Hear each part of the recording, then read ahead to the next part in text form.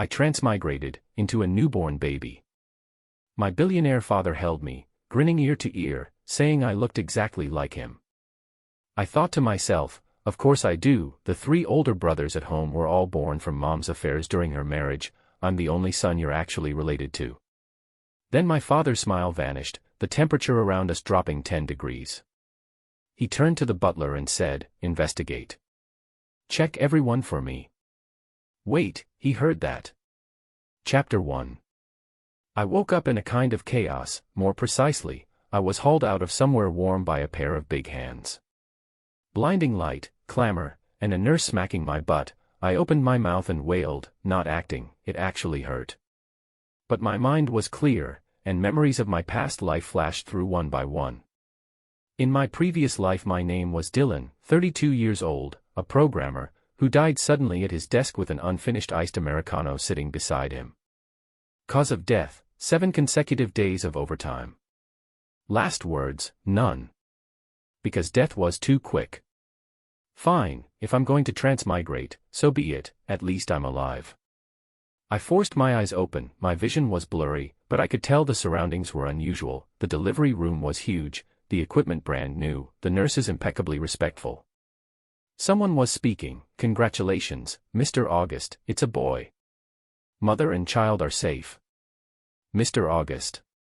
Immediately, a pair of strong hands took me up, and I was held in a man's arms. His chest was broad, the suit fabric pressed against my face, its touch delicate and smooth. I looked up at him, deep-set features, prominent brow, a jawline sharp enough to grate a carrot. He looked 35 or 36, but very well maintained, exuding the aura of someone in a position of power. He bent his head to look at me, his eyes full of amusement. "This kid looks exactly like me." Someone beside him immediately agreed, yes, sir, those brows and eyes, it's as if you were cast from the exact same mold." He looks so much like him, it's uncanny. Being his real son makes all the difference.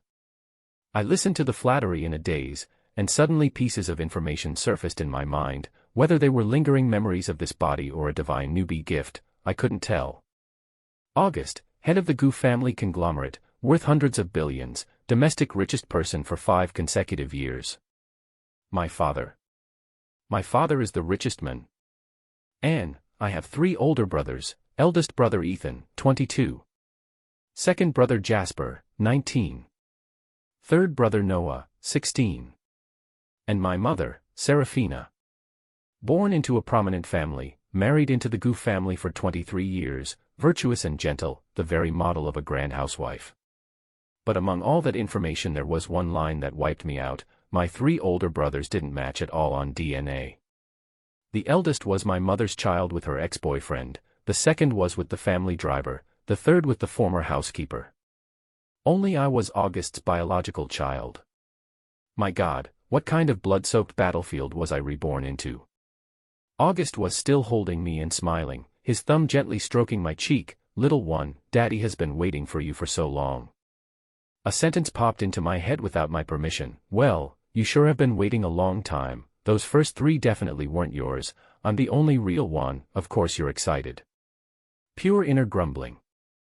I'm a newborn baby who doesn't even know how to drink milk yet. Who's going to hear that? Then August's smile froze. He tightened his grip on my hand.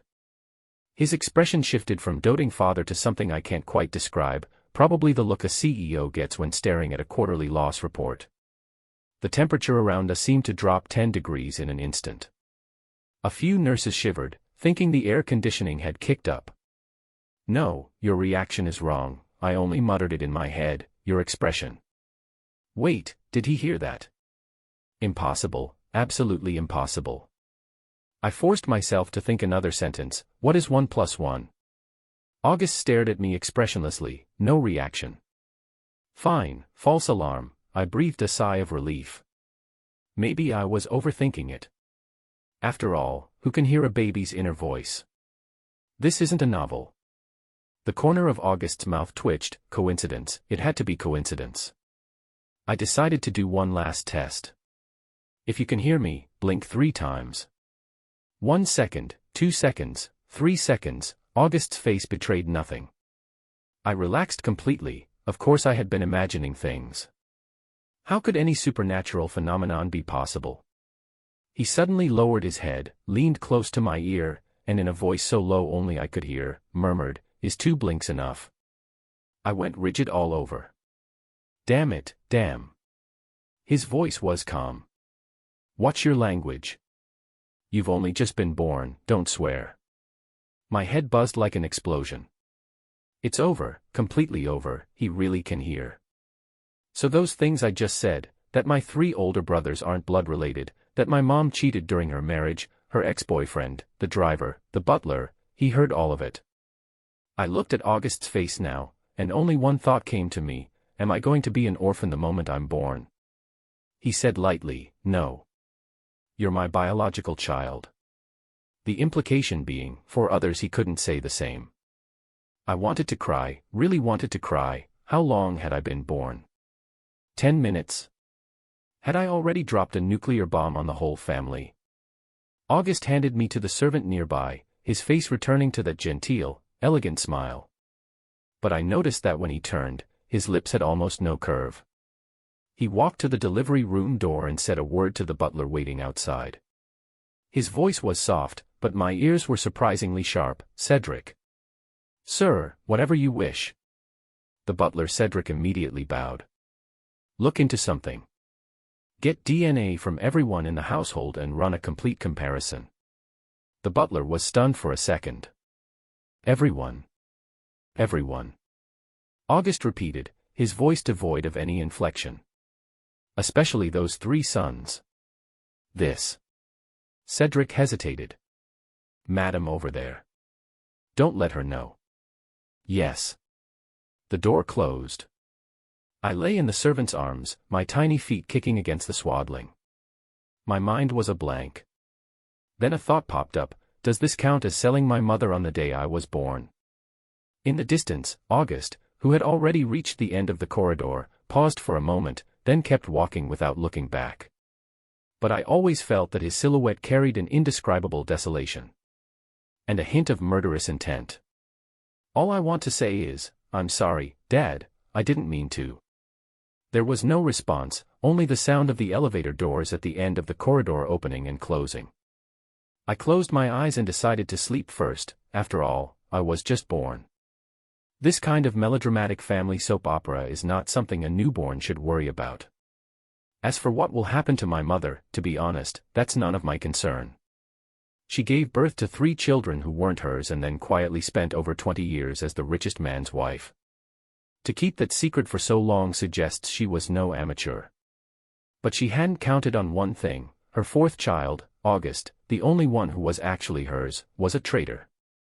A traitor who, from the moment he was born, let all the information slip out, and did so passively. It wasn't even deliberate on my part. Who would have thought that the rich father could hear a baby's thoughts? It's not scientific. But transmigration itself isn't scientific either, so whatever, don't think about it now, sleep first, deal with it tomorrow. If there is a tomorrow, that is. Chapter 2. 3 days later, I lay in the little crib in the nursery, living like a pig. Eat, sleep, eat, cry a couple of times and a servant would rush over to feed me, change my diaper, and hold me to soothe me. Honestly, being a baby wasn't a bad experience. Apart from the fact that not being able to play on my phone caused me real pain, everything else was pretty good, at least I didn't have to work overtime. In those 3 days, August came to see me twice. Each time he picked me up and sat holding me for a while, saying nothing, just looking at me. His eyes complicated. There was tenderness, scrutiny, and something I couldn't quite place, as if he were waiting for something. I know what he's waiting for, he's waiting for me to keep talking, but I've learned my lesson. The lesson from my very first day of life was too deep, now I dare not let a single thought roam in my head. The moment any thought pops up I slam on the brakes, can't say it, can't say it, can't say it. Every time August comes, I loop a nursery rhyme in my head, 2 tigers, run so fast, run so fast. Once he listened for a while, his mouth twitched several times, then he put me down and left. I think he probably figured there was something wrong with my intelligence, but that's okay, having an intelligence problem is still better than having no filter. I know all too well the amount of information in my head. Every single item is a bomb capable of toppling this family. If I lose control and let something slip. No, it's not about letting words slip, it's about thoughts leaking out, which is even scarier. Because you can't force yourself not to think about something. The more you tell yourself not to think of an elephant, the more your mind fills with elephants. So I can only fill my thoughts with other things. The nursery rhyme, 2 tigers, became my lifeline. On the 4th day my mother arrived, Serafina. She wore a goose yellow silk nightgown, her hair pinned up, her face made up in delicate, light cosmetics. She had given birth only 4 days earlier, yet looked as if she'd simply come back from a spa. Her natural complexion was truly good. She came over, bent down to look at me, smiling with warmth and affection. Mama's little darling. She reached out and pinched my cheek. Her fingertips were cool, scented with perfume. I looked at her delicate face, and the first thought that popped into my head was, is this the woman who's keeping 4 men on the go at once? The moment the words escaped I regretted them, and hurriedly tried to undo the damage in my head. 2 tigers, running fast. But it was too late, because from the corner of my eye I saw someone standing in the doorway, August. He leaned against the doorframe, arms folded, expressionless as he watched us. It's over, he heard it. The words 4 ships struck precisely at the core of his heart. I saw his expression darken a little. Serafina was still completely unaware. She picked me up and rocked me, such a good baby, not crying or fussing. She looked up and saw August, her smile softened a few degrees. August, you came too. August walked over, his expression unchanged. Come and see him. He took me from Serafina's hands with a very natural motion. But I noticed a detail. When he took me, his fingers didn't touch Serafina's, none of them did. It was a deliberate avoidance. Serafina seemed to notice something as well. A trace of puzzlement flashed in her eyes, but she quickly returned to normal. Has the child been named? She asked. August said, Lucian. The name was picked by August. He didn't consult Serafina, he just decided. Serafina smiled, but I saw the corner of her mouth tighten. She'd had a hand in naming my 3 older brothers before. But when it came to me, she didn't even get a say. She noticed, but she didn't comment. August held me on the sofa, one hand gently patting my back. I was nervous, crazily singing in my head. Twinkle, twinkle, little star. The hand patting my back paused. I felt him holding back a laugh. Fine, laugh if you must, there was nothing I could do about it anyway. Serafina sat down beside me and began to chat about everyday family matters, plans for the full-month celebration, who to invite, whether to make it a bigger affair. August listened, nodding occasionally. Serafina suddenly said, by the way, Ethan said he wants to come back for a visit, to see his younger brother. Ethan, big brother, that child of my ex. My mind slammed on the brakes. Don't think about it, don't think about it, don't think about it, little star, little star. But it was still a step too late. A thought leaked out, big brother's coming back. Does he know his real father is actually next door Harvey? I swallowed the second half back down. Instead I said, twinkle, twinkle, little star, how I wonder what you are. But the first half had already escaped. I felt August's hand stop, his whole breathing shift by a beat. Serafina was still talking. Ethan is interning at the company right now, pretty busy, rarely says he wants to come back. August's voice was calm. Let him come back. Family should be together. Serafina smiled. All right, I'll tell him. She stood up and left. The moment the door closed, August looked down at me. I guiltily shut my eyes. Plain dead. Next door, Harvey. His voice was very soft, as if talking to himself. I didn't dare so much as blink. I'm sleeping, I don't know anything, I'm a baby, I have no thoughts. He said, you sure know quite a lot. I kept pretending, silent for a few seconds.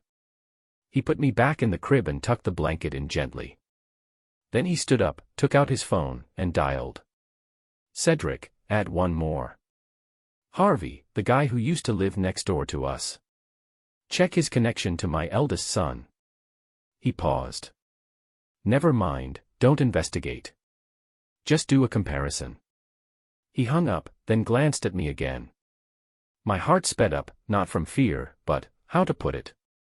There was no anger in this man's eyes, no hysteria, no sign of losing control. There was only an extreme calm, and that calm was far more terrifying than rage, because anger is hot and will burn out, while calm is a plan, a smile holding a knife. I suddenly felt a little pity for my mother, just a little. After all, what she had done was pretty over the line.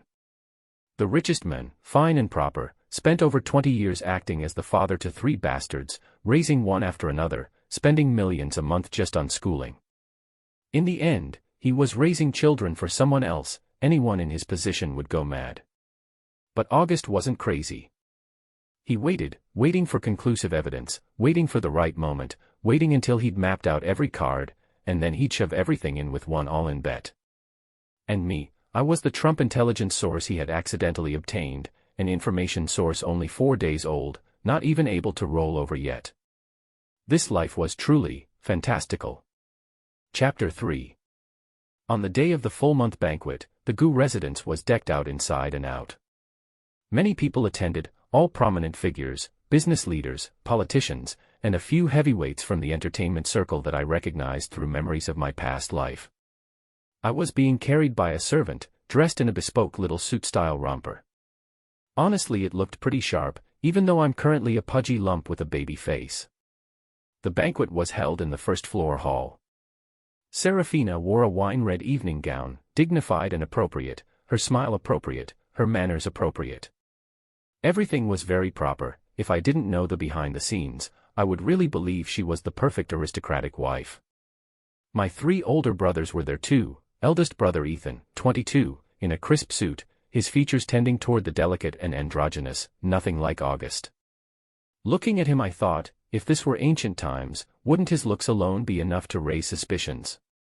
Second brother Jasper, 19, not very tall, dark-skinned, small eyes. How to put it, he looks like a driver. Yes, a driver, because his real father was a driver. Genes are just too honest. Third brother Noah, 16, actually looks quite spirited, thick brows and big eyes, but the shape of those eyebrows is exactly the same as the old steward from the GU family. I silently ranked them in my head. Ex-boyfriend's type, driver's type, steward's type. And then me, my own. What kind of harem lineup is this? Is my mom the heroine of a harem novel? Men are just everywhere like they're free.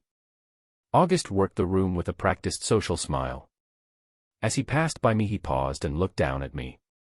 I hurriedly switched on my defense mechanism and sang a childhood song, "Twinkle, twinkle, little star, how I wonder what you are." The corner of his mouth twitched, as if to say, childish, and then he walked on. Halfway through the banquet, there was an interruption. Ethan came over holding a glass, looked at me with that big brother looking at his little brother smile. He reached out and pinched my face. So this is Lucian. He looks a lot like his dad. Someone next to us laughed and said, "Ethan, you look like him too." Ethan smiled. "I take after my mom more." "Like your mom?" "You take after your real dad more, Harvey, the one who runs the cake shop down in the south of town." I clenched my jaw and held the words back, keeping them from slipping out. But an image still flashed through my mind, a scene I knew from the information. When Serafina was pregnant with the eldest, Harvey often dropped by as a neighbor. When August was on business, he came almost every day. Later Harvey moved away, probably afraid that staying too long would reveal the truth. But for 22 years, no one ever suspected. Because August trusted Serafina, completely, 100%, until I, this walking leak, was born. I felt complicated, not pity for Serafina, but a sense that August had suffered too much. A marriage of more than 20 years, all a sham, 3 sons raised for over 20 years, and not a single one his own. Give them the best tutors, send them to the most expensive schools, pave the finest path. They don't even need to say thank you, because to them it's a given. I'm your son, isn't it your duty to raise me? But in reality, you're not even his real father. If this had happened in my previous life, a single trending topic wouldn't cut it, it would go straight to the headlines. I was lost in these wild thoughts when the banquet hall suddenly grew lively. Someone shouted, "Where's the baby? Bring him here so everyone can see." A servant carried me through the crowd to the center of the hall. People gathered around, cooing things like, "Oh, how adorable, those brows are just like August's, he'll definitely be a business prodigy when he grows up." I let people take turns pinching my face without expression. It felt like those oranges at supermarket tasting booths that everyone insists on squeezing. Suddenly, a voice came from outside the crowd. "August, congratulations, congratulations." The crowd automatically opened a path. A middle-aged man walked in, pot-bellied, bald on top, wearing gold-rimmed glasses, smiling with a greasy grin. I looked at him, information popped into my head: Gavin. August's business partner, involved in real estate. He also had another connection: he was the husband of Serafina's college friend. There was nothing inappropriate between him and Serafina, but he knew certain things. What's going on? He knew who Ethan's biological father was. Because before Harvey moved away, at a drinking party he bragged about it and Gavin overheard. Harvey said, "I slept with the richest man's wife and even gave him a big fat boy. He still has no idea." Gavin was startled at the time but kept quiet. Why didn't he tell anyone? Because he used it as leverage. For 20 years, he pretended to be friends with August while secretly trading that secret with Serafina for favors: project priority, low-interest loan guarantees, the development rights to that piece of downtown land. Serafina didn't dare refuse, because she was afraid he'd spread it around. This is the world of the wealthy. Every smile hides a knife. I looked at Gavin's smiling face and had only one thought in my head: how dare that bald bastard show his face? He's been leeching off my mother's leverage for 20 years. The words had barely left my mouth when I knew I'd blown it. I quickly switched the channel and started singing a nursery rhyme: "Twinkle, twinkle, little star, how I wonder what you are." But August was standing right beside me, within a meter. His fingers were gently swirling his glass, never pausing. The smile on his face didn't change, but I saw his eyes, as if a layer of ice had formed over them. Gavin walked over and patted August on the shoulder. "Fourth son already. August, are you trying to form a football team, haha?" August smiled and clinked glasses with him. "You're joking. Come on, have a drink." They clinked glasses. Gavin drained his. August just dabbed his lips, then turned to the steward and said something in a low voice. "Set a time tomorrow and pull the contract for that piece of land registered under Gavin's name." The steward nodded without asking why. Gavin was still over there calling everyone brother and acting oblivious, completely unaware the knife above his head had already been set in place. I lay in the servant's arms, watching it all. Inside I had only one feeling: my father is truly ruthless, the kind who does it without a sound. At a full-month banquet, he sat here drinking, smiling, making small talk, while his mind had already begun to lay out the plan. First check the DNA, confirm the true bloodlines of the 3 sons, then follow the threads to find everyone who knew. And then what? I don't know, but I do know one thing: August is not the sort of person who will let it go. He waited for more than 20 years, no, that's wrong. He was kept in the dark for more than 20 years. This level of betrayal, in the business world, is like a partner stealing the company, absconding with the assets, and making you applaud them for it, killing both body and heart. And Serafina not only did that, she did it without leaving a trace. Until I appeared, a bug, a system vulnerability, an information leak that shouldn't have existed. I think I should give myself a nickname: the walking eavesdropper. No, not even walking, I can't even crawl. At best I'm the lying down eavesdropper. After the full moon banquet ended and the guests left, I was carried back to the nursery. A servant fed me, burped me, and laid me down in the crib. I was just about to turn off the light when the door was pushed open. August came in.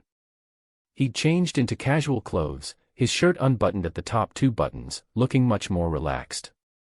But I knew he wasn't relaxed. He sat down opposite the maid and said to her, "You go ahead, I'll stay with him for a while." The maid left, the door closed, and only the 2 of us, father and son, remained in the room.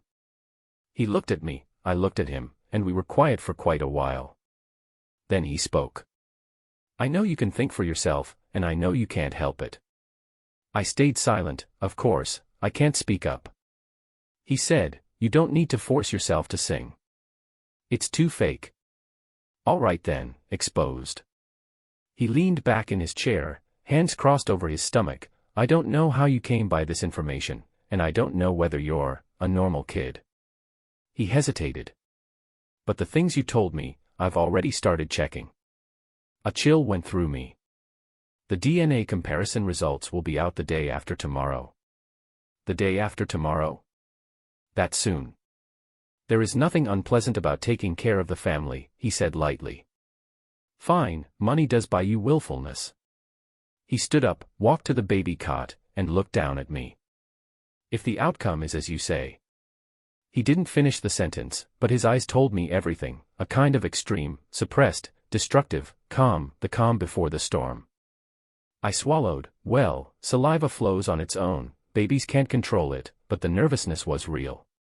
He looked at me for a while longer, then reached out and lightly tapped my forehead.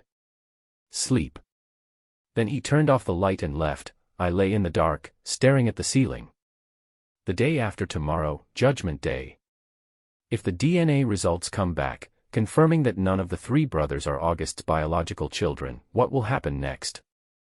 I don't know, but one thing I'm certain of, my mother Serafina's 2-decade-long, meticulously constructed perfect life was about to come crashing down like a house of cards. And the one to topple the first card was an infant who couldn't even hold a feeding bottle steady. That was me, Lucian, 30 days old, record, sold my mother once. Chapter 4. The day the DNA results came back was a Wednesday. It was 2 in the afternoon, the sun was shining, I had just woken from my nap, and the maid was changing my diaper. When August came in, he had a manila envelope in his hand. His expression was very calm, too calm, calm to an abnormal degree. He sent the servant out, then sat in the chair beside the crib. He opened the envelope, there were several sheets of paper. He read them one by one without changing his expression. When he finished, he put the papers back into the envelope and set it on the table. Then he looked at me and fell silent for a full 2 minutes. I didn't dare think anything, not even hum a lullaby. I lay there completely still, watching him, and finally he spoke, his voice very soft. 3. Not a single one. Each word sounded as if fished out of an icebox. When he finished he gave a short laugh. That smile, I had never seen it before. It wasn't mockery, not anger, not sorrow. It was a kind of, utter, absolute, bone-deep absurdity.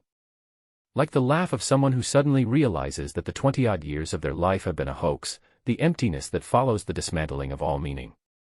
He tilted his head back and looked at the ceiling, fingers tapping twice on his knee.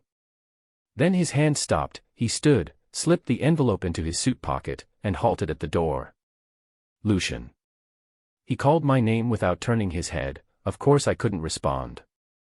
Thank you. Then he left, the door closed softly. I heard him making a call in the hallway, his voice kept low, but my ears are sharp. Cedric, inform the legal department, I need a complete plan for asset segregation. Yes. Freeze and review all trusts, insurance, and equity allocations tied to GU family eldest son, second son, third son statuses. Also, find out which of Serafina's assets belong to before the marriage and which to after. Keep a close eye on Gavin. His voice faded away. I lay on the bed staring at the little airplane wind chime spinning on the ceiling. It turned slowly, very quietly. But I knew, the storm for this family had already arrived, even if no one else had heard the wind yet, except for August and me. I took a deep breath. Okay, a pregnant woman's deep breath is really just half a breath extra. Closed my eyes. A thought popped into my head. Dad, when do you plan to make your move? There was no answer, he had already walked away. But I knew the reply, soon, very soon.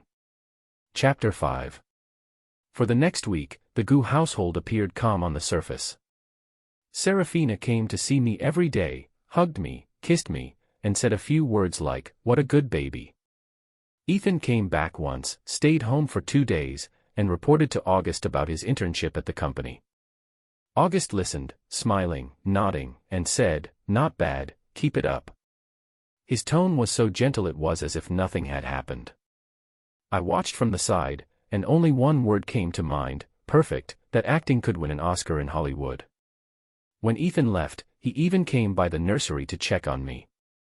"Lucian, Big Brother's leaving now. I'll come see you again next time."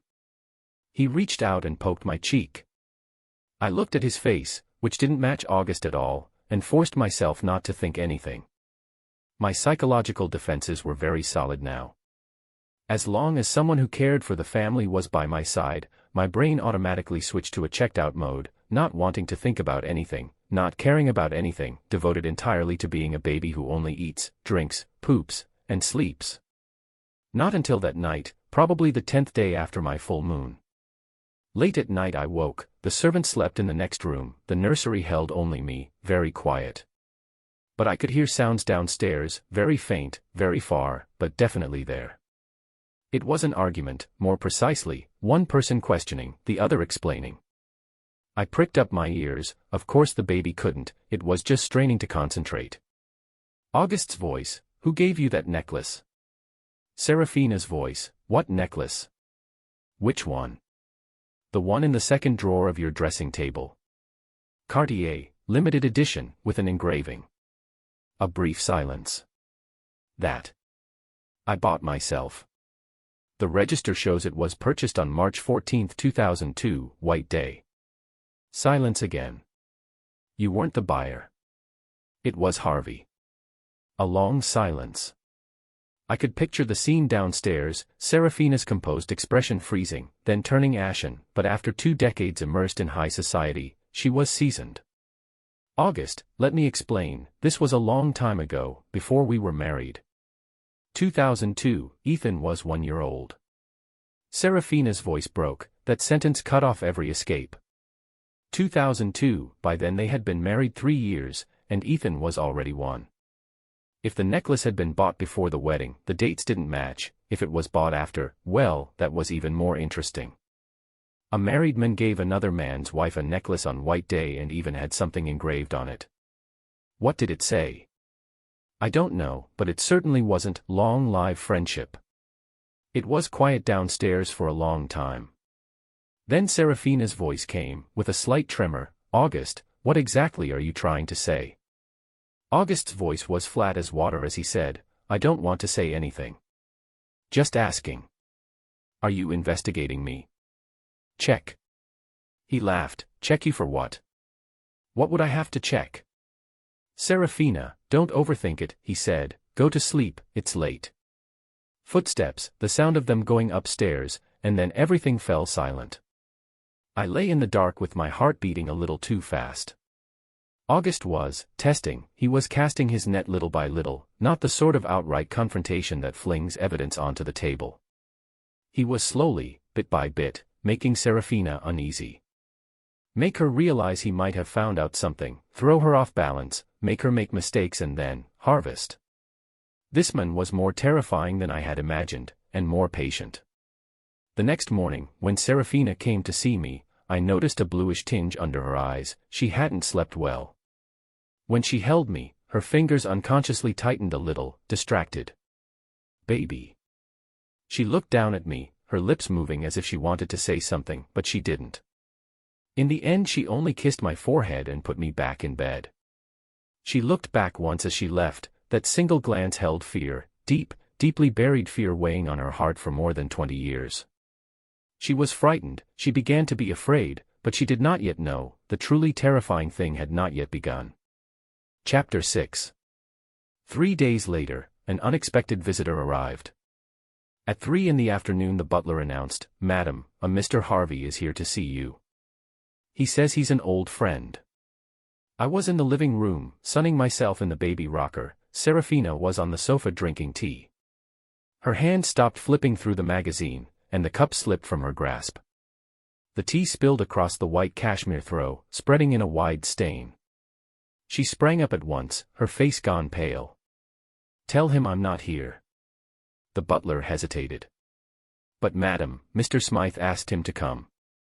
He said an old friend had arrived and wanted you to entertain him. Serafina's complexion shifted from pale to ashen, that particular gray, the color of all the blood being drained away in an instant.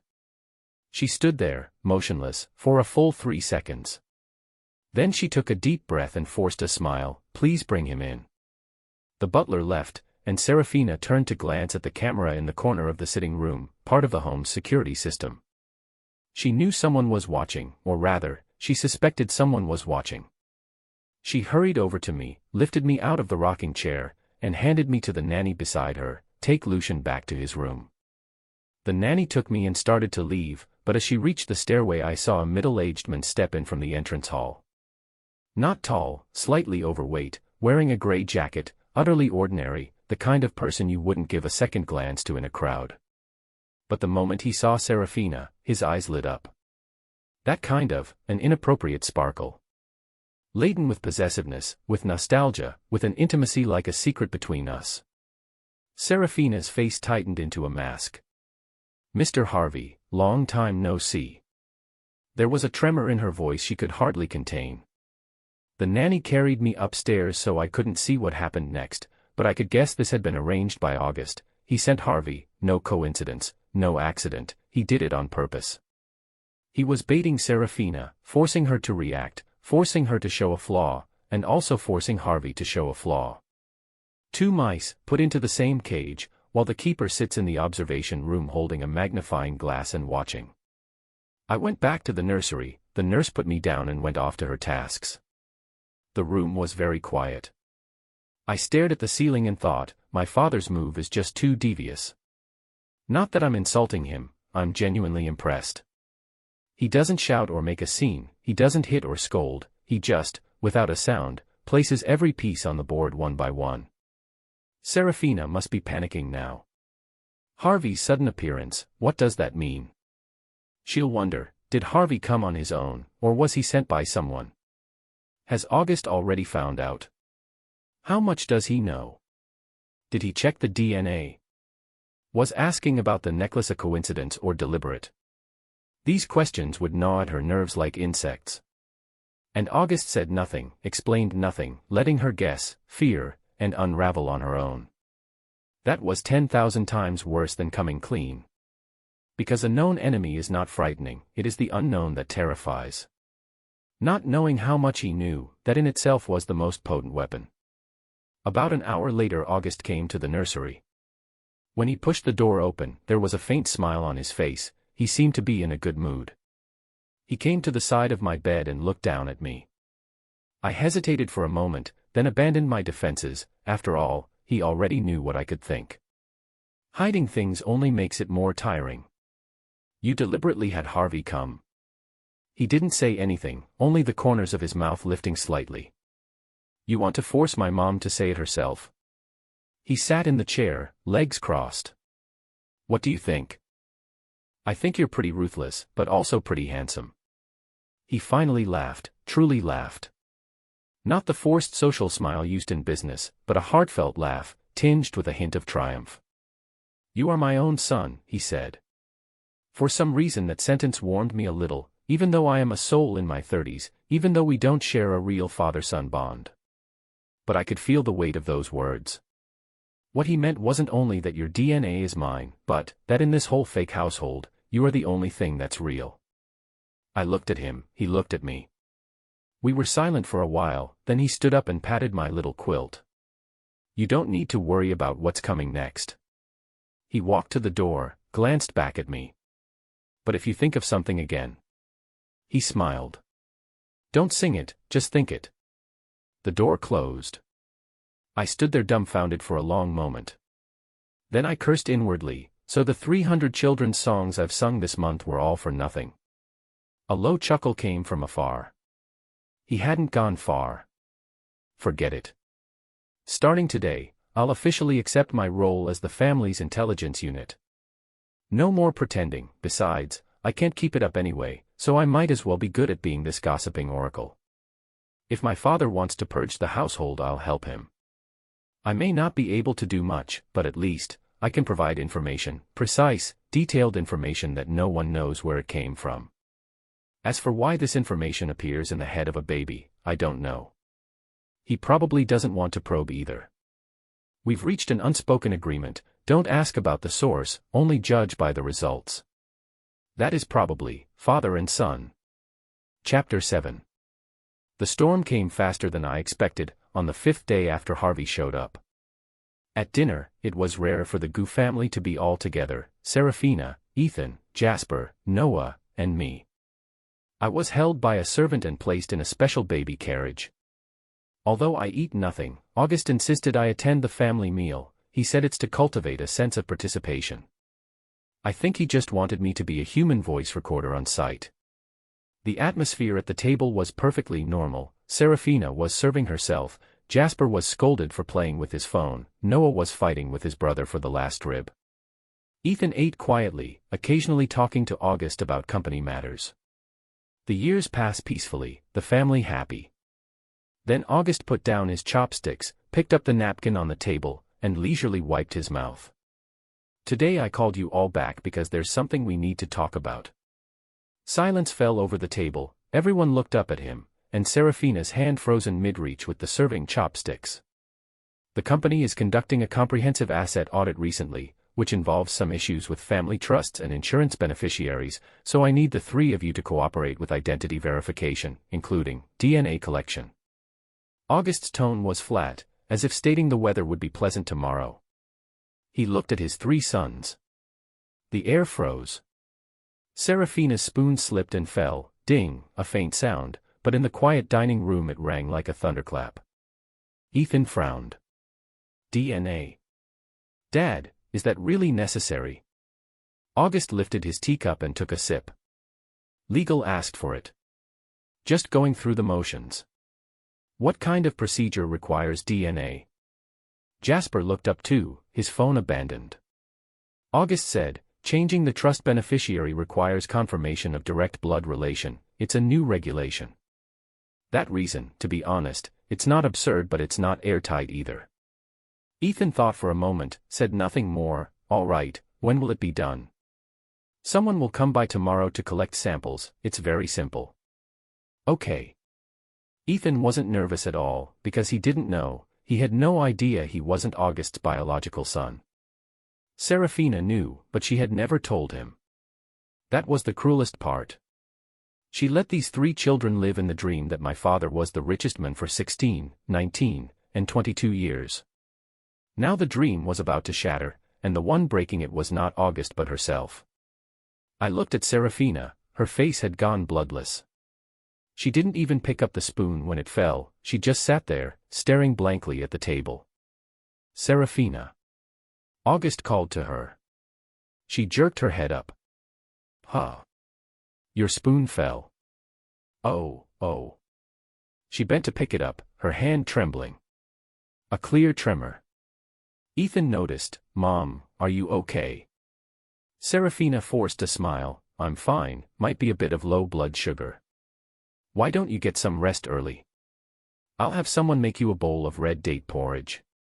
Ethan rose. No, no. Noah joined in persuading. Mom, you really look awful. Go rest. Serafina was surrounded by her three sons' concern. She opened her mouth, her eyes reddening.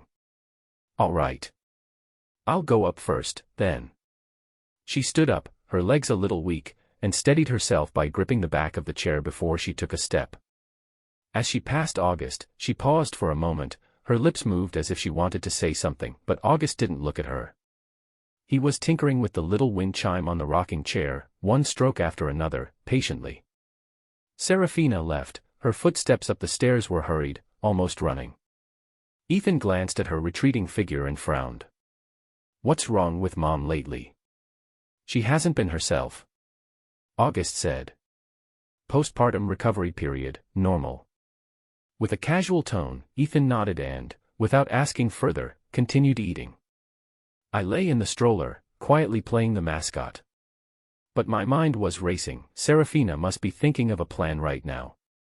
DNA collection, tomorrow. She only has one night. What will she do? Prevent it? Find an excuse to delay? Or run? I don't think she'll run, she can't. All her assets, connections, and standing are tied to that identity. If she flees, she'll have nothing. So she has only one path: neutralize Harvey, make him shut up.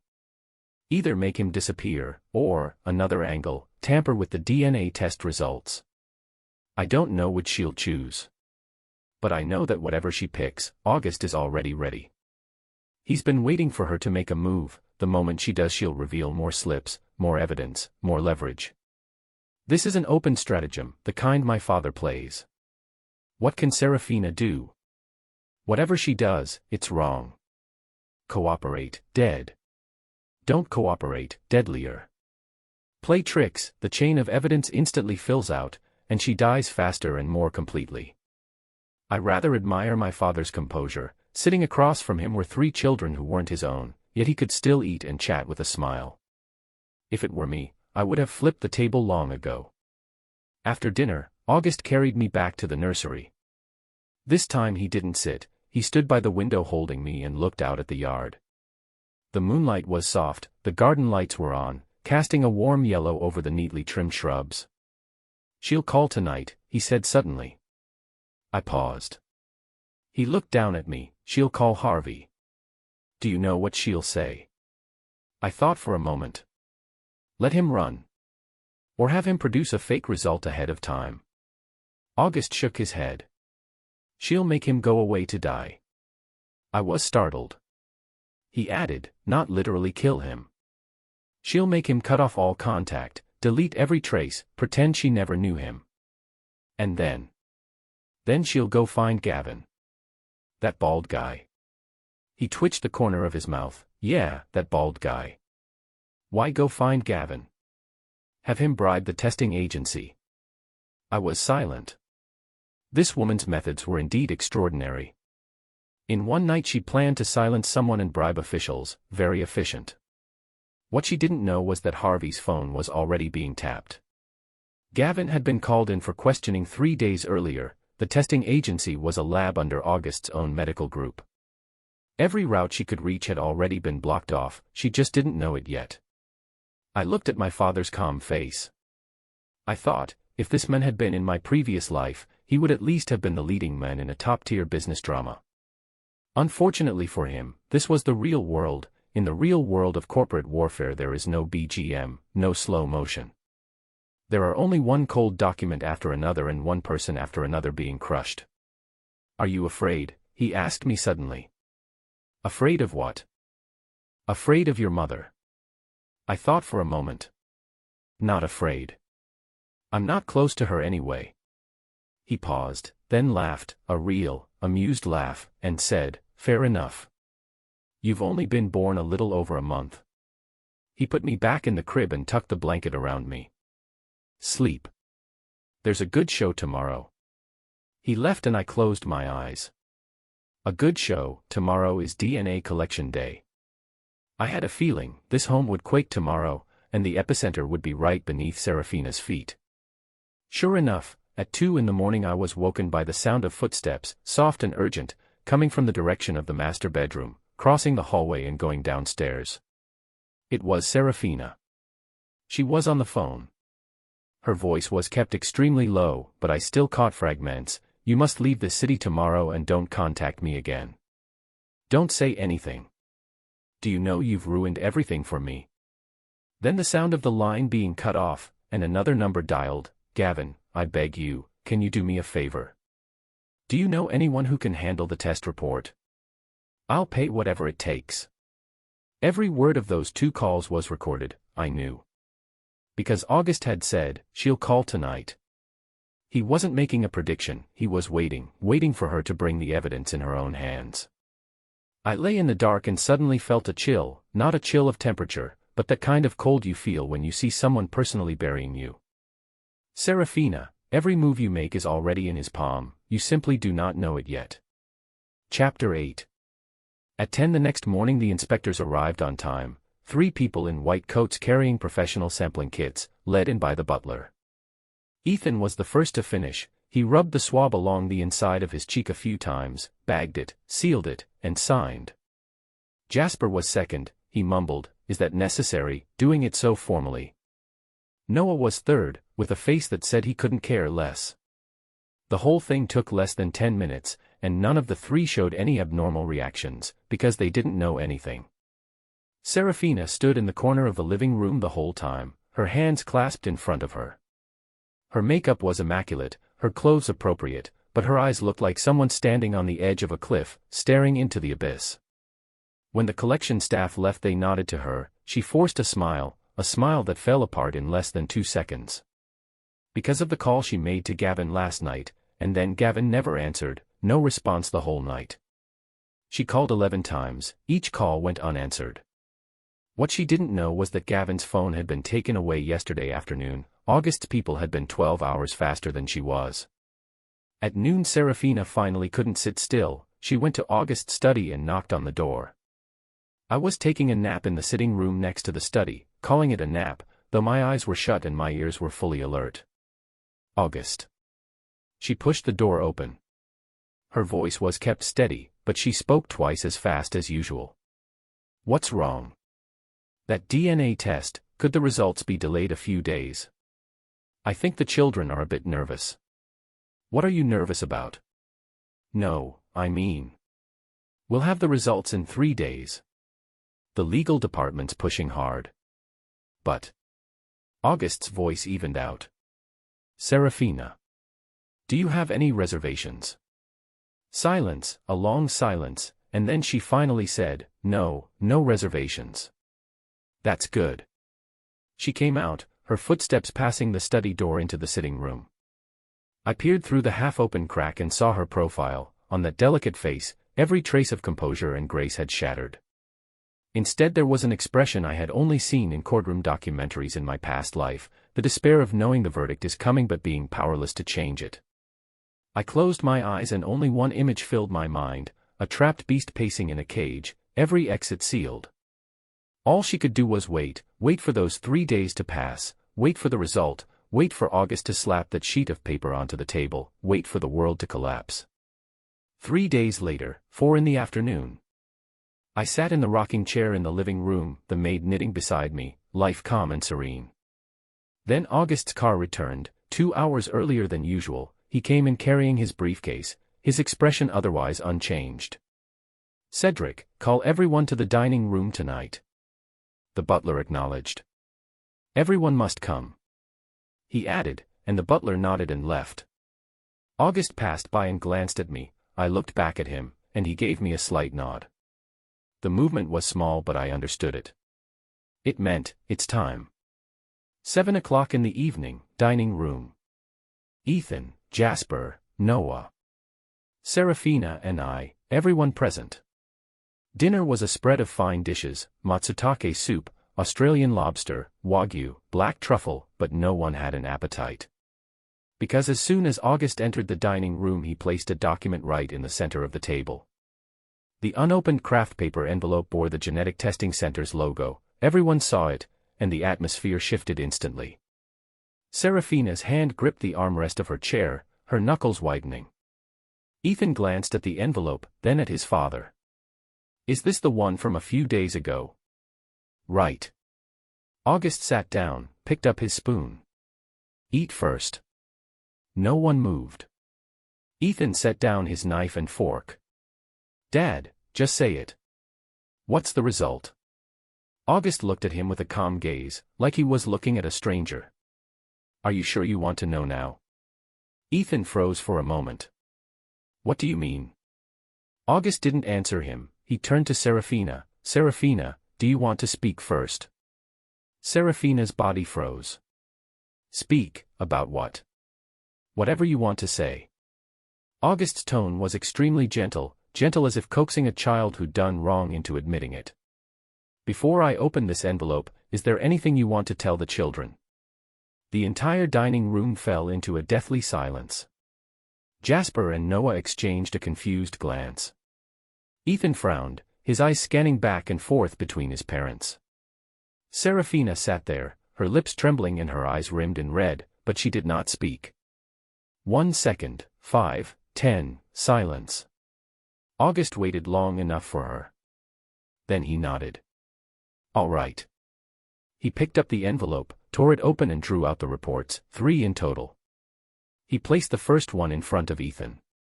Ethan and August, no biological relation. Ethan's pupils contracted sharply. The second file was placed in front of Jasper. Jasper and August, kinship excluded. The spoon in Jasper's hand fell. The third file was placed in front of Noah. Noah and August, kinship excluded. The 16-year-old stood there stunned, staring at the words on the paper as if they were a language he couldn't understand at all. Then the 3 of them looked up at the same time, toward Serafina. Serafina closed her eyes and 2 streams of tears fell, but she didn't utter a single word. The dining room was so quiet you could hear the wall clock ticking.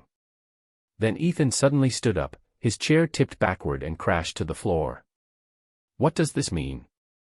His voice trembled, not with fear, but with the tremor of a whole worldview being torn apart. He looked at August. Dad, this has to be a mistake, right? There's got to be an error in the test, isn't there? August looked at him without speaking, there was no warmth left in his gaze. Ethan turned to Serafina, practically shouting, Mom. Say something. Serafina opened her eyes and tears streamed down her face. She parted her lips, her voice so hoarse it was nearly inaudible, Ethan. I'm sorry. The words floated light as air but hit the table like a bomb. Ethan's face went from red to white and then from white to gray. He stepped back and stepped back again. He bumped into a fallen chair and staggered. Jasper was frozen, his mouth half open, as if someone had hit the pause button. Noah, just 16, had tears welling in his eyes, but he bit his lip hard and didn't let out a single sob. I lay in the rocking chair watching it all. This was the battlefield, the true battlefield. Not a quarrel, not a brawl, but the moment a family's foundation was being uprooted. August sat in the head seat, untouched food before him. He lifted his teacup, sipped water, set it down, and stood up. I can't eat this meal. He straightened his cuffs. The lawyer will come tomorrow. Each of you should confirm your relationship with your biological fathers. He paused. As for the Gu family's belongings, I will take them back. After saying that he turned and left, his steps steady, his back straight, not a trace of hesitation. The dining room was left with only Serafina's sobbing and the 3 sons' ragged breaths. My servant hurried over, scooped me up, and carried me out. As we reached the door I glanced back. Ethan slumped on the floor, Jasper was pounding the table, Noah was crying. Serafina buried her face in her hands, her shoulders shaking violently, the delicate makeup ruined. Tears mixed with foundation, streaming down in streaks. So disheveled. So pitiful. But I could hardly feel much sympathy, because this was all of her own making. When she made her choice over 20 years ago, she should have foreseen this day. She just thought, no one would ever know, but there is no wall that doesn't leak, especially when inside that wall lives a baby whose thoughts can be heard. They carried me back to the nursery, the servants shut the door, and the outside world was cut off from me. Yet the cries, the quarrels, the sounds of things being smashed went on all night. From tonight on, this home would be different. Chapter 9. In the days that followed, the Gu household turned into an icebox. Serafina moved out of the master bedroom. No one drove her away, she left of her own accord. She moved into the guest room on the 3rd floor and kept the door shut all day. She stopped coming out for meals too. The servants left food at the door, waited a long time and then took it back, it was barely touched. The 3 brothers each reacted in their own way. Ethan was the first to break down, and the first to cool off. After raging all night, he booked a lawyer first thing the next morning. Not to help Serafina, but to help himself, he needed to confirm who his biological father actually was, to confirm whether he still had any inheritance rights in the family. The answer, of course, was no. He knew that clearly, but he needed an official, black and white conclusion to convince himself. Jasper went to the opposite extreme, he began to drown himself in drink. For 3 days straight he holed up in bars, getting plastered and carried home, a 19-year-old with red-rimmed eyes. Noah was the quietest of them all, he didn't make a scene, didn't cry, didn't drink, he just stopped talking. He stopped going to school too, sitting alone in his room with the curtains drawn and the lights off, staying put for the entire day. I thought the boy might need counseling, but no one had the time for him. This household had already fallen apart. The only one who hadn't been unmoored was August. He went to work every day and came home as usual, came to see me as though nothing had happened. He just stopped going to the restaurant, he ate in the study, by himself. One night he held me on the balcony, watching the darkness settle over the yard. After a long silence he suddenly asked, "Do you think I was too cruel?" I didn't expect him to ask that. I was stunned for a moment, then thought seriously, "Not ruthless. If I were you, I probably would have acted on the spot. The fact that you've held back until now shows a lot of restraint." He gave a laugh, not a happy one, but a bitter, helpless laugh. He said, 23 years, I gave her the best of everything, she lacked nothing, and yet she still chose to betray me." He looked down at me. "Do you know what hurts me the most?" "What?" "It wasn't her who cheated." His voice was very soft. "It was those 3 kids, I really raised them for more than 20 years. When Ethan had a fever as a child, 40 degrees, I sat with him in the hospital corridor all night by myself. When Jasper was bullied by classmates, I went to the school in person to find that boy's parents. When Noah was 3 and first called me Dad, I was happy all day." He stopped. I saw a ring of redness around his eyes, but no tears. This man, capable of building a commercial empire, of orchestrating a net and laying traps, of calmly pushing betrayers into the abyss, but when he spoke of these things, he couldn't hold himself together. It wasn't hatred, it was pain, the kind that comes from realizing that all the sincere love you poured out was for nothing. Only one thought filled my mind. "Dad, you still have me. I am real." He paused, then bowed his head and gently pressed his forehead against mine. He said nothing, but I knew he had heard me. Another week passed and the lawyers came. Not just one, an entire team. 6 of them, all in black suits, carrying black briefcases, filing through the Goof family gate like a funeral procession.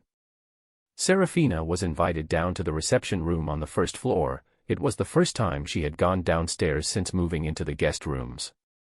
She had lost a lot of weight, and nasolabial folds had appeared on her previously delicate face. Her eye sockets were hollowed, and her hair was tied back in a careless ponytail. She would never have shown herself like this before. She sat on the sofa. Across from her sat 6 lawyers. August sat on a single armchair nearby, legs crossed, expressionless. I was in the butler's arms, cradled in the corner of the baby carriage. August had insisted I be present, saying the child couldn't be separated from adults. In truth, I felt he just wanted me there to watch. The head of the legal team opened the folder and cleared his throat. "Miss Serafina, the following are the terms of the divorce agreement proposed by Mr. August. Please review them." Serafina took the papers. After reading 2 lines her hands began to tremble. "First, the parties shall dissolve the marriage.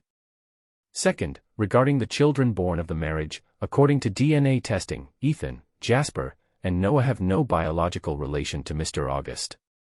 Under the relevant law, the 3 do not have inheritance rights to the Goof family trust. Third, Miss Serafina's infidelity during the marriage has been conclusively proven. Pursuant to Clause 7 of the prenuptial agreement, if one party commits a serious fault, the innocent party has the right to demand that the other leave with nothing. Fourth." "Enough." Serafina slapped the document onto the table, her eyes rimmed red and her voice hoarse. "August, is this how you treat me?" August watched her. "How do you think I should treat you? 23 years. I gave everything for this family. You bore 3 other people's children for this family." His voice was quiet, but each word struck like a nail. "From beginning to end, the only thing you ever did for me was lie to me." Serafina's lips trembled twice. I had my reasons." August finally laughed. "Reasons? An ex-boyfriend is a reason. A driver is a reason. The butler is a reason." He listed them off one after another, and with each name, Serafina's face paled a little more. "Your reasons were to make me the fool for 23 years. The room was deathly silent, the team of lawyers kept their heads down over the papers, not daring to utter a single word. Serafina closed her eyes, tears slipping down without a sound. She stayed silent for a long while. Then she opened her eyes, her voice hoarse but unexpectedly composed. "I won't sign." August raised an eyebrow. Serafina went on, "I won't leave empty-handed. If you want a divorce, fine, but I will take what belongs to me." "Belongs to you?" She looked him straight in the eyes. "I stayed with you for 23 years. In those 23 years, your company grew from 100 million to 100 billion. I managed the household, the social obligations, the pregnancies, everything. Even if there were faults, my contributions are not zero." August watched her quietly without speaking. "The law states that even the party at fault has the right to a portion of the joint property." Serafina's voice grew firmer. "I've seen your prenuptial agreement, it has loopholes. When that contract was drafted, the clause defining significant fault was vague. If this goes to court, you won't necessarily win cleanly."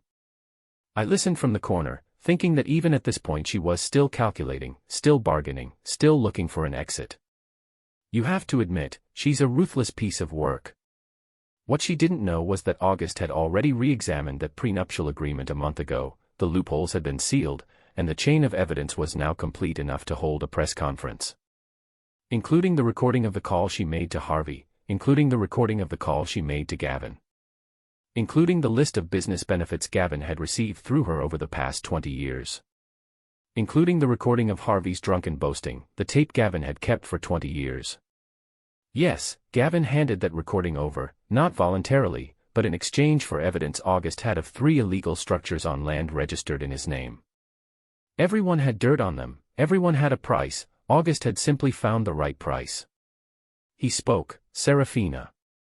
Do you know why I had the lawyer come today instead of suing you directly?" Serafina looked at him. "Because I'm giving you one last chance to leave with dignity." He stood up. Walked over to her. Looking down from above. "Sign, take your dowry and premarital property, leave cleanly, and if you don't sign." He bent down, his voice so soft it was almost a whisper. "I'll make the whole world know what you've done, every detail, every recording, including the evidence of your attempt to bribe the testing agency." Serafina's pupils contracted. "It won't just be about walking away with nothing." He straightened up. "It will be suspected forgery of a paternity test, commercial bribery. Those 2 charges alone could put you away for years." The air in the room chilled to an extreme. Serafina looked at him, the man who had shared her pillow for 23 years, and in that moment he seemed to her as foreign as another species. Her lips moved as if she wanted to say something, but in the end nothing came out. She lowered her head, reached for the pen on the table, flipped to the last page and signed her name. Her hand trembled, but the strokes landed steadily on the white paper. After signing, she gently put the pen back on the table, stood up, and without a word turned toward the door. As she passed me she paused for a moment and glanced down at me. I saw her eyes, swollen and hollow, all their light extinguished. She parted her lips. "Lucian." She only called my name once, and then she left. 3 days later she moved out. A black executive van came to pick her up, took 2 suitcases, and no one saw her off or said goodbye. Her 3 older brothers also left one after another that week. Ethan left most decisively. He booked a flight abroad the same day he signed the agreement. He paused at the doorway, glanced back at August, his lips trembling, and ultimately said only, "Over the years, thank you." August stood in the doorway and nodded. "Take care." Ethan turned and got into the car, not looking back. Jasper was taken away by his biological father's former driver. He cried as he got into the car, mourning the 19 years of his life that had been kept from him. Noah was the last to leave. His mother, Serafina, called and told him to go with them. But he hesitated for a long time, standing in the doorway and glancing back at August. "Dad," he called out, then corrected himself, "Uncle." His voice trembled, the 16-year-old's eyes were rimmed with red. "Can I still come see Lucian in the future?" August was silent for 2 seconds. "Yes." Noah nodded vigorously, turned and hurried into the car, the door shut and it drove away. The Gu family's gate closed slowly. In the vast mansion only August, I, the butler, and a few servants remained, and it was utterly quiet. August walked to the living room's floor-to-ceiling window and stood there for a long time. The setting sun fell on him and his shadow stretched out long. I was in the maid's arms, watching his back from afar. Only one thought filled my mind: Father, from now on this house will be just the two of us. He turned his head, looked at me, and the corner of his mouth lifted slightly. That part response, part promise, meant that from today on, this home would truly be just ours. Chapter 10. The story should have ended here, but life never really ends. One chapter merely closes and the next one opens. 3 months after Serafina left, I was 4 months old and able to roll over. Every day when August came home from work, the first thing he did was go to the nursery to see me. Sometimes he would carry me around for a while, sometimes he would just sit beside me and watch me play on my own. He came as usual that day and sat down looking at me. I was busy gnawing on my own little foot. Don't laugh, a 4-month-old baby does that. Lucian. He called me. I looked up. He took his phone out of his pocket, opened a news notification and held it out in front of me. The headline read, "Former richest man's wife Serafina exposed for an affair during marriage. Gu family responds, utter fabrication." I glanced once, then looked at him again. "You said you wouldn't make it public. Who leaked this?" He put his phone away and said, "Not me." "Gavin." I was stunned. "Has he gone mad? Didn't he give the recording to you?" "How could he?" August said in a very calm tone. "He sold another copy of the recording to the media. He kept a fallback." I fell silent. Gavin, that old slippery eel. Selling Harvey's recording to August to save his skin, while also selling the recording of the call Serafina gave him to a gossip magazine for cash, playing both sides. So what do we do? It's been taken care of. August stood up. Gu's legal team issued a statement, calling it malicious slander. The media pulled it too. He brushed off the non-existent dust from his trousers. Gavin's land will be forcibly demolished starting tomorrow. An illegal building for 20 years, it's time to tear it down. Fine, this is how my father handles things: no fuss, no noise, he just cuts it off at the root. You sold information about me. Fine, then don't expect to keep your lifeline. Gavin thought he was clever, but he didn't know who he'd picked a fight with. This man could endure being cuckolded for 23 years and wait until his plan was complete before making a move. What waves do you think a single fish can stir up? A week later, I heard Gavin's company was audited 4 times in a row: the Tax Bureau, the Environmental Protection Bureau, the Housing and Urban Rural Development Committee, and Market Regulation. They all came. It wasn't August who set it up, it was Serafina. Before she left, she also left a contingency. She compiled a file listing the illicit gains Gavin had obtained through her over the years and reported it anonymously. That woman had to pull someone down with her before she left. Gavin pleased no one. August dismantled his operations. Serafina reported the company. Both his main supports were cut off. A line popped into my head: this is what happens to sycophants. Trying to please both sides leaves you pleasing no one. August happened to be changing clothes nearby and froze when he heard that. Then he snorted and laughed. "You're only 4 months old, where did you learn this?" The 32 years of my past life were taught by society's beatings. He didn't ask further, this was our tacit understanding. He never asked why I knew such things, and I never offered explanations unprompted. In his mind, I must be some child with extraordinary gifts. Able to hear things one shouldn't hear, able to think thoughts one shouldn't think. Why wasn't important. What mattered was that I was his own, the only real one, and that was enough. 6 months later I could sit up, and could slur the word Dad. Of course it was deliberately practiced, to fit the role. The first time August heard me call Dad, he was in his study reading some documents. The pen in his hand paused for 3 seconds. Then he put the papers down, came over, scooped me out of the baby walker and held me up high. The billionaire turned his own son around in the study. The sunset that day was especially beautiful. Golden light poured through the floor-to-ceiling window. And the smile on his face was the cleanest I had ever seen. No calculation, no guardedness, no shadow of betrayal. Just a father who had finally been given his own flesh and blood. Simple, pure joy. I laughed in his arms until drool ran down my chin, thinking, baby, you're worth it. He looked down and lightly tapped my nose. Call me Dad. Dad. Say it once more. Dad. Good girl. He pulled me a little closer. The sunset outside the window was just right. The house was small now, but warm enough.